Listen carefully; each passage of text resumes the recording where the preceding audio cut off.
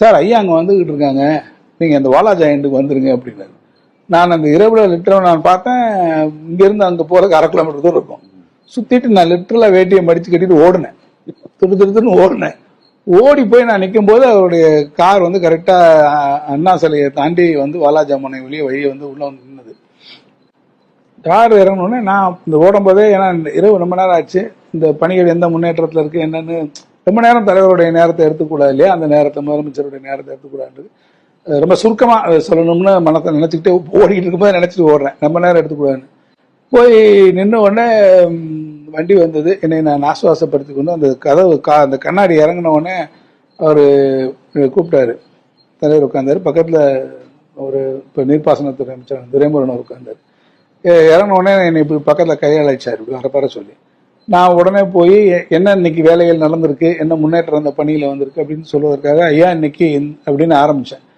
அப்படின்னாரு, கையை இப்படின்னாரு உயர்த்தி அப்படி நிப்பாட்டு அப்படின்னாரு. நான் டக்குன்னு அப்படியே நிப்பாட்டிட்டு அவரை பார்த்தேன். சொன்னாரு, நீ இங்க தனியா இருக்கீங்கன்னு சொன்னாங்கய்யா, அதான் உன்னை பார்த்துட்டு போலான்னு வந்தேன். தனியா இருக்கேன்னு சொன்னாங்க, உன்னை பார்த்துட்டு போன்னு தான் வந்தேன், வேற ஒன்றும் இல்லையா, மற்றதெல்லாம் காலில் பேசிக்கலாம்.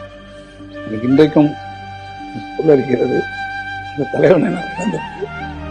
உன்னுடைய தொண்டன் இரவிலே 11 மணிக்கு அங்கே தனியாக இருக்கிறாங்க என்று கேள்விப்பட்ட மாத்திரம் அந்த நள்ளிரவில் அந்த வயது அவரே நேராக வந்துவிட்டு இங்கே எங்களிடத்துல ஒரு வார்த்தை, நான் அந்த பணி முன்னேற்றத்தை பற்றி ஏதாவது சொல்லிட்டா அதை கேட்கறதுக்காக வந்தேன்னு ஆயிருந்து பேச விடாமல் தடுத்து உன்னை பார்ப்பதற்காக நான் என்று சொன்னது.